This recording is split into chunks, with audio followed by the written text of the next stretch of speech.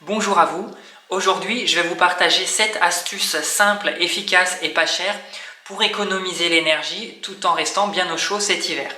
Donc cette vidéo s'adresse avant tout à ceux qui se retrouvent un peu près au dépourvu par rapport à l'augmentation des prix de l'énergie ou à tous ceux qui cherchent tout simplement à être mieux chez eux et à consommer moins.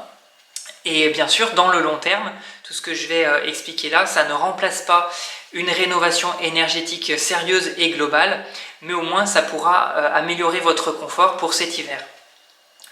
Les astuces que je vais vous donner, elles sont basées sur le principe que le confort ne dépend pas uniquement de la température qui est mesurée par le thermomètre, mais le confort dépend aussi de 3 autres paramètres: le taux d'humidité, la température des parois et les éventuels courants d'air. Et donc on va jouer sur ces curseurs pour gagner en confort. Première astuce, habiller les murs froids. Donc on va jouer ici sur le curseur température de paroi. La température ressentie, en fait, elle correspond à la moyenne entre la température de l'air ambiant, celle qui est mesurée par le thermomètre, et la température qu'on ressent en surface de paroi.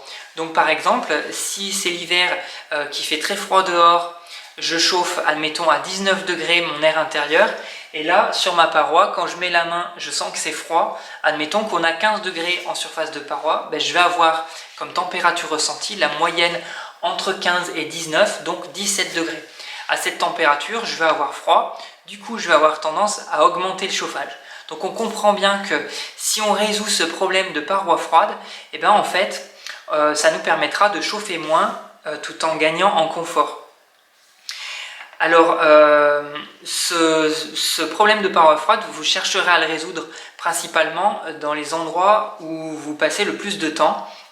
Admettons que vous avez un petit coin salon que vous aimez bien, vous appréciez de vous y installer, peut-être que vous y travaillez de temps en temps. Par contre, votre fauteuil se trouve contre un mur extérieur, donc un mur qui sépare l'intérieur de la maison de l'extérieur.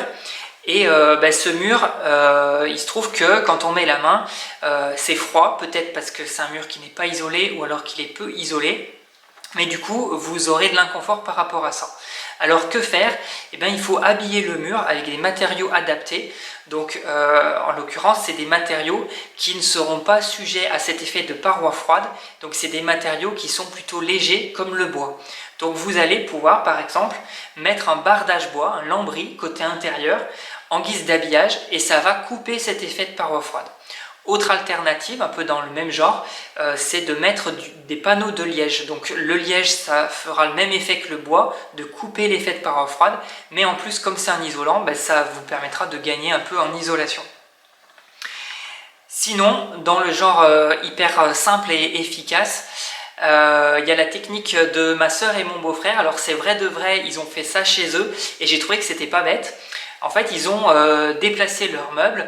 Par exemple, l'armoire de leur chambre, elle était positionnée contre une cloison, donc entre deux pièces, et en fait ils l'ont déplacée pour la mettre contre un mur extérieur, ce qui fait que ça joue un rôle d'espace tampon et ça coupe complètement l'effet de paroi froide de ce côté-là. Deuxième astuce, mettre des rideaux épais. Donc c'est exactement le même principe qu'avec les murs, mais là c'est appliqué aux fenêtres, et en l'occurrence un vitrage est en général plus froid qu'un mur, donc l'enjeu est même plus important. Voilà, en mettant un rideau, ça va faire un peu le même effet que le panneau bois ou le liège contre un mur. On va couper l'effet de paroi froide, et en plus, pour peu que le rideau soit de bonne qualité et qu'il soit jointif par rapport sur tous les côtés, il va aussi participer à amener une meilleure isolation. Troisième astuce, mettre des tapis. Donc là encore, même logique, mais appliquée pour le sol. Et c'est particulièrement vrai quand on a un sol en carrelage, on aura potentiellement un effet de paroi froide important. Et les tapis permettront de résoudre ça.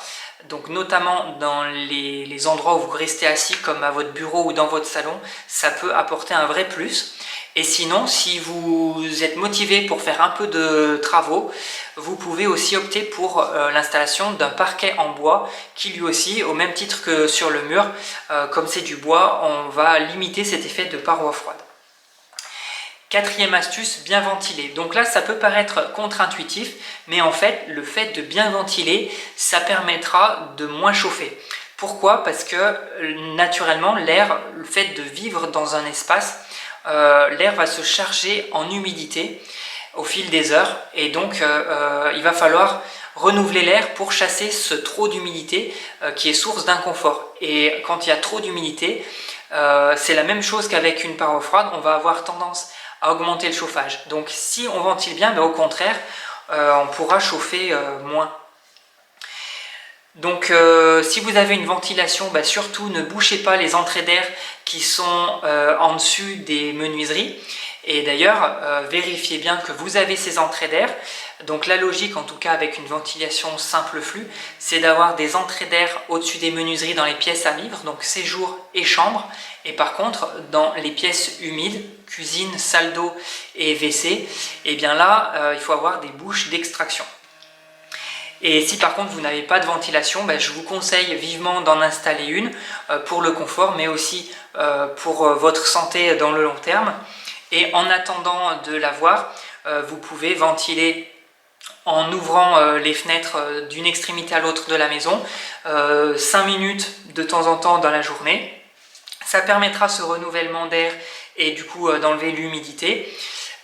Et par contre, une fois que vous aurez refermé, vous n'aurez pas réellement refroidi l'air intérieur, puisqu'avec l'inertie des murs, très rapidement, en fait, on va retrouver la température qu'on avait au départ. Cinquième astuce, changer les joints des fenêtres. Donc si vous avez des menuiseries anciennes, même si c'est du double vitrage, vous aurez sûrement remarqué qu'il y a des fuites d'air sur le pourtour. Et donc tout ça, il va falloir chercher à limiter ces fuites d'air. Donc ça peut être tout simplement en changeant les joints. Alors c'est vrai que je parlais juste avant de l'importance de ventiler. Alors autant oui, c'est important de bien ventiler parce qu'on va avoir un débit d'air constant et faible, mais vraiment réparti dans le temps et dans toutes les pièces. Autant il ne faut pas le faire n'importe comment, et on ne peut pas se reposer sur les fuites d'air intempestives qu'on a un peu de partout, parce que potentiellement on va ramener trop d'air et pas aux bons endroits, peut-être trop un endroit, pas du tout un autre. Donc l'idée c'est vraiment de gérer ces fuites d'air intempestives de partout, qui en plus éviteront d'avoir des sensations de courant d'air. Et par contre en parallèle on a bien la ventilation comme j'en parlais précédemment. Sixième astuce, mettre à profit l'effet de serre. Donc c'est peut-être évident pour certains d'entre vous, mais ça me paraît important de le dire. L'hiver, quand il fait beau dehors, la journée, surtout ne fermez pas les volets parce que vous allez pouvoir justement profiter de la chaleur gratuite offerte par le soleil. Et septième et dernière astuce, fermez les volets la nuit. Donc effectivement, la nuit, on n'a pas de soleil à capter.